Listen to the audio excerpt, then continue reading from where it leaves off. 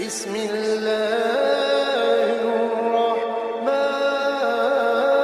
الرحيم.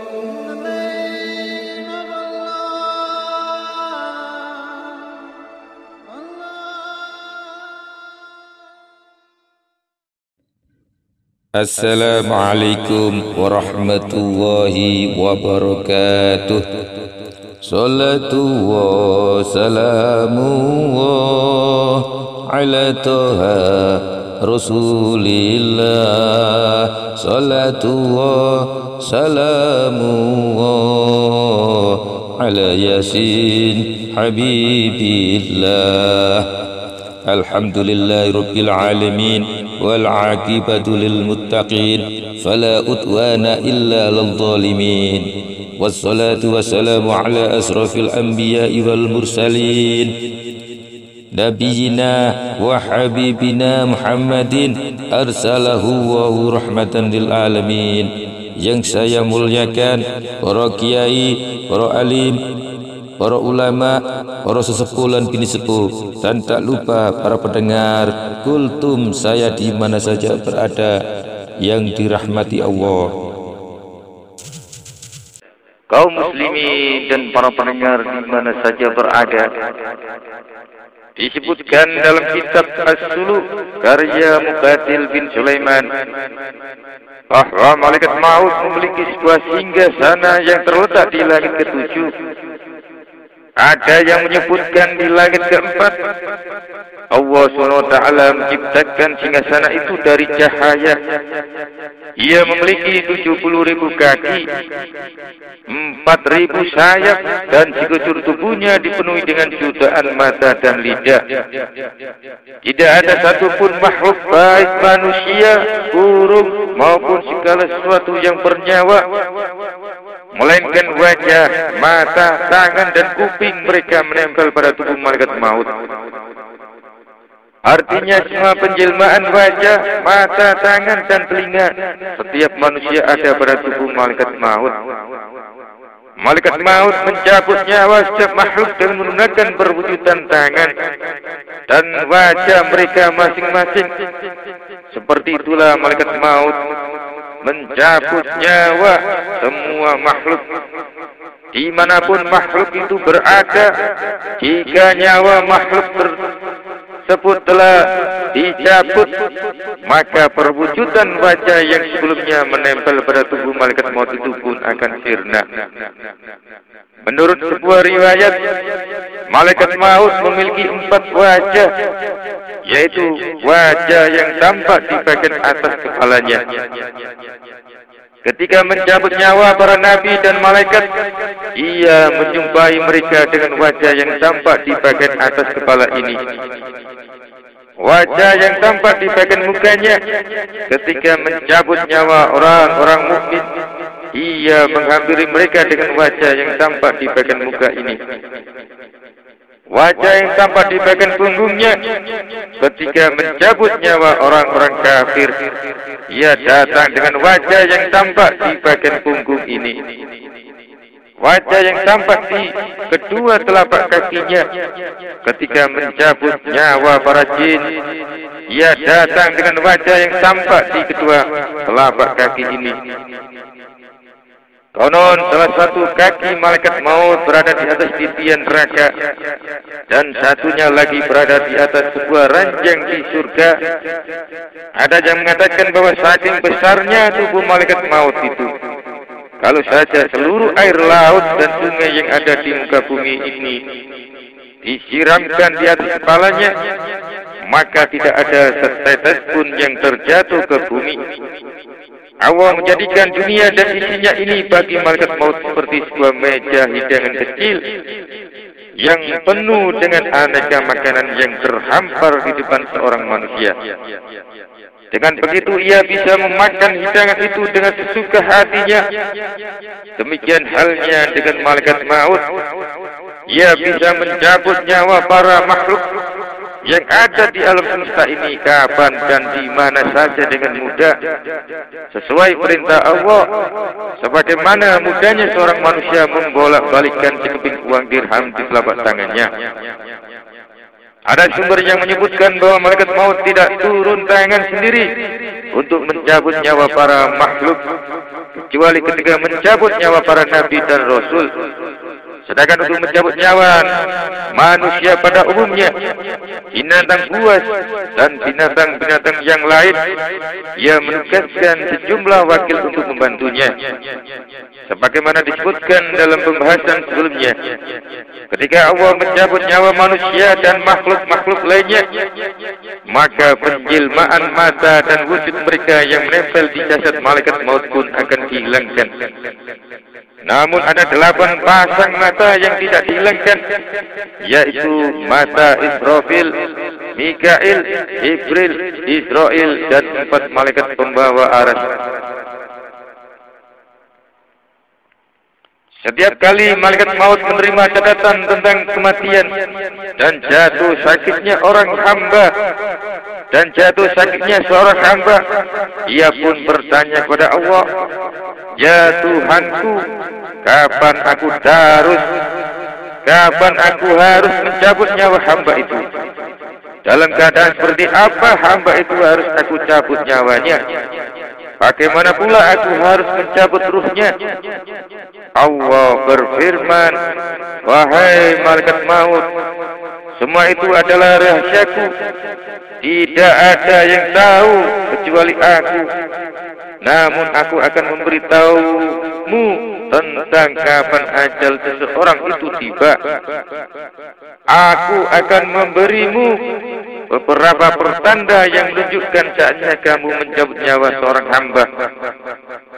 Salah satunya akan datang kepadamu seorang malaikat yang bertugas mengurus beberapa jiwa dan amal perbuatan mereka. Ia akan mengabarkan kepadamu, umur si fulan telah habis. Kemudian akan datang pula kepadamu malaikat pengurus rezeki dan amal-amal perbuatan. Ia akan berkata kepadamu, rezeki dan amal perbuatan si fulan ini telah habis. Jika seseorang hendak dicabut nyawanya, termasuk golongan orang-orang yang mendapat kebahagiaan, maka tulisan namanya di buku catatan amal perbuatannya yang dipegang oleh malaikat maut akan terlihat dikelilingi oleh garis dari cahaya yang bersinar putih terang. Namun jika ia termasuk golongan orang-orang yang celaka, maka tulisan namanya akan diselimuti oleh garis hitam kelam yang tebal. Semua pertanda di atas belumlah cukup bagi malaikat maut untuk memastikan bahwa sudah tiba ajal seorang hamba, kecuali setelah ia menerima sebuah daun yang jatuh dari pohon yang tumbuh di bawah aras. Di atas daun itu tertulis nama seorang hamba yang harus segera dicabut nyawanya. Setelah itu dicabutlah nyawa si fulan. Ka'ab al-Akbar meriwayatkan bahwa Allah menciptakan sebatang pohon yang ditanam tepat di bawah aras. Pohon itu memiliki daun yang jumlahnya menyamai bilangan seluruh makhluk. Ketika ajal seorang hamba telah diputuskan, tepatnya 40 hari sebelum hamba itu dicabut nyawanya, maka salah satu daun itu akan jatuh ke pangkuan malaikat Israel.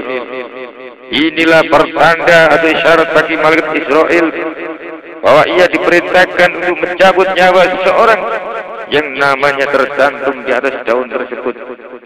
Karena setiap daun itu mewakili satu orang makhluk. Sejak itu para malaikat telah menyebut-nyebut orang yang hendak dicabut nyawanya sebagai mayit penghuni langit, meskipun ia masih hidup di permukaan bumi 40 hari lagi. Kemudian malaikat Mikail akan menjumpai malaikat Israel untuk menyerahkan sebuah buku catatan dari Allah yang berisi nama orang yang dicabut nyawanya, dengan disertai keterangan tentang di mana, bagaimana, dan dalam keadaan seperti apa malaikat maut harus mencabutnya. Abu Lais radhiyallahu anhu menjelaskan bahwa dari bawah aras akan turun 2 jenis benda, satu berwarna hijau dan satu lagi berwarna putih. Salah satu benda itu akan terjatuh di atas nama setiap orang yang akan dicabut nyawanya. Jika yang jatuh ke atas nama itu adalah benda yang berwarna hijau, maka si pemilik nama tersebut golongan orang-orang yang celaka. Sebaliknya, jika yang jatuh adalah benda yang berwarna putih, maka orang tersebut termasuk golongan orang-orang yang akan beruntung di akhirat. Syahdan, Allah menciptakan malaikat-malaikat yang bertugas mengurus setiap bayi yang akan lahir. Mereka inilah yang disebut dengan malaikat arham. Ketika seorang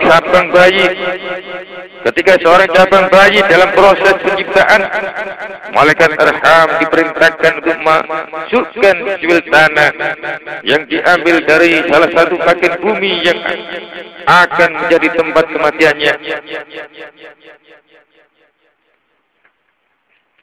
ke dalam sperma an-nutfah yang berada di rahim ibu yang mengandung calon bayi tersebut. Setelah terlahir, manusia bebas berkeliling menjelajahi bumi kemanapun ia suka. Kelak saat ajalnya tiba, ia akan berada di bagian bumi yang dahulu diambil tanahnya untuk dimasukkan ke dalam tubuhnya. Kemudian ia akan mati di tempat tersebut. Allah menegaskan hal itu dalam firman-Nya, "Qul law kuntum fi buyutikum labarazal ladzina kutiba 'alaihimul qatlu ila madajihim." Katakanlah, sekiranya kamu berada di rumahmu pun, niscaya orang-orang yang telah ditakdirkan akan mati terbunuh itu keluar juga ke tempat mereka terbunuh. Quran Surat Al-Imran ayat 154. Tentang ayat di atas, malaikat maut seringkali menyamar sebagai seorang lelaki. Suatu hari ia menyamar sebagai seorang laki-laki dan mengunjungi baginda Nabi sallallahu alaihi wasallam dan mengunjungi Nabi Sulaiman alaihissalam yang tengah berbincang-bincang dengan seorang pemuda. Setiap kali malaikat maut melirik dan memandang dengan sorot mata tajam, pemuda itu merasa ketakutan dan tubuhnya gemetar. Beberapa saat setelah malaikat maut pergi, pemuda itu berkata kepada Nabi Sulaiman, "Wahai Nabiullah, aku memohon padamu untuk sudi kiranya membantuku dengan memerintahkan angin agar membawaku ke negeri Cina." Nabi Sulaiman mengamini permohonan itu dan memerintahkan angin untuk membawa pemuda itu ke negeri Cina. Angin pun mematuhi Sita Sulaiman. Selang beberapa waktu kemudian, malaikat maut kembali mengunjungi Nabi Sulaiman.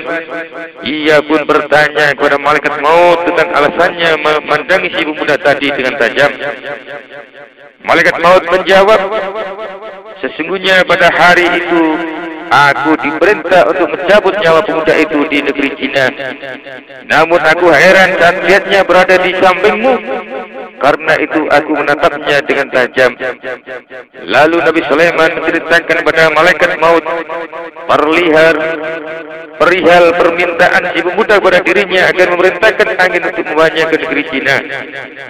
Begitu selesai mendengar cerita itu, malaikat maut berkata, "Pantas, pada hari itu pula aku mencabut nyawanya di negeri Cina."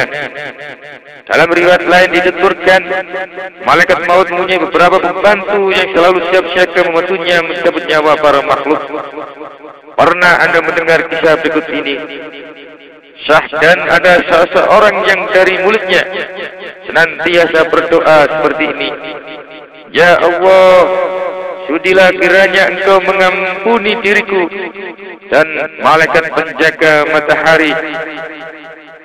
Karena mengetahui orang ini terus berdoa seperti itu, malaikat penjaga matahari menghadap Allah dan minta izin untuk menjumpai orang tersebut.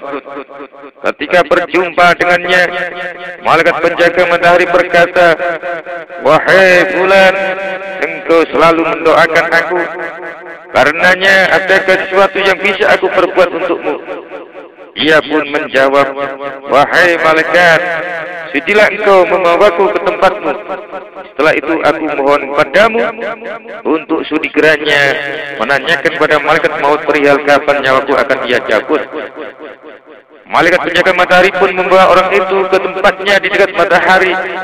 Setelah itu ia pergi menemui malaikat maut dan berkata kepadanya, "Wahai malaikat maut, ada seorang manusia yang setiap selesai sholat mulutnya senantiasa mendoakan aku seperti ini.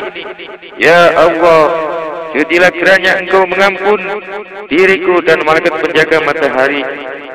Ia baru saja memintaku untuk menanyakan padamu perihal kapan ajalnya tiba, supaya ia tahu dan bisa bersiap-siap. Malaikat maut membuka buku catatannya dan mencari nama orang yang dimaksud. Kemudian ia berkata, tidak mungkin ini terjadi. Dalam catatanku ini temanmu itu tertulis memiliki perkara yang besar. Ia tidak akan mati sebelum duduk di tempat dudukmu yang berada di dekat matahari. Malaikat penjaga matahari pun menjelah. Saat ini ia sedang berada di tempatku di dekat matahari sana. Mendengar itu malaikat maut berkata, jika demikian berarti ia sudah dicabut nyawanya oleh salah seorang wakilku. Demikianlah orang itu pun telah mati. Sementara malaikat maut dan malaikat penjaga matahari tidak tahu sama sekali dan masih memperbincangkannya. Dalam sebuah hadis baginda Nabi Muhammad SAW, ajal seluruh hewan itu tergantung pada zikir mereka kepada Allah. Apabila salah satu dari mereka berhenti berzikir, maka saat itu pula Allah langsung mencabut nyawanya tanpa menugaskannya kepada malaikat maut. Ada juga yang menerangkan bahwa Allah sendirilah yang sesungguhnya mencabut nyawa semua makhluknya. Sedangkan penyandaran proses pencabutan nyawa itu kepada malaikat maut. Sebagaimana ketika kematian disandarkan kepada seorang pembunuh atau suatu penyakit. Inilah yang dimaksud oleh firman Allah. Allahu yatawaffal anfusa hina mautiha. Allah memegang jiwa orang ketika matinya. Quran Surat Az-Zumar ayat 42. Hadirin hadirat kaum muslimin yang dimuliakan Allah dan para pendengar di mana saja berada. Sekelumit apa yang bisa saya sampaikan, mudah-mudahan ada guna dan manfaatnya. Ihdinas siratal mustaqim. Wassalamualaikum warahmatullahi wabarakatuh.